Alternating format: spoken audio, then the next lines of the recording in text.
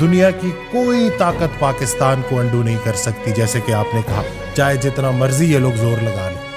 آج تو ان کو صرف وہ ایک دن کا جو ایک جھلکی نظر آئی ہے نا, تو ان کے ہاتھ پاؤں کام گئے. ہم تو کہتے ہیں کہ آؤ, اگر تو پھر یہ بات ہے تو پھر آؤ. ہم تو ہر بندہ سر پہ کفن باندھے کھڑا ہے. ہم تو مر گئے تو شہید, بچ گئے تو غازی. ہمارا تو لہو جوش مارتا ہے. ہم تو جس بچپن میں ہم نے دیکھا ہے ہمارے سکولز میں, آپ بھی, کہ 14 اگست کو جس طریقے سے ہم ان سب کو سیلیبریٹ کرتے تھے, جتنی سپیچز میں نے دی ہے, میری اماں اللہ ان کے درجات بلند فرمائے, آؤ بچوں تمہیں سناؤں 14 اگست کی خوش نوید. تو یہ خوش نوید جو 14 اگست کی ہے نا, یہ ہمیشہ رہے گی تا قیامت رہے گی.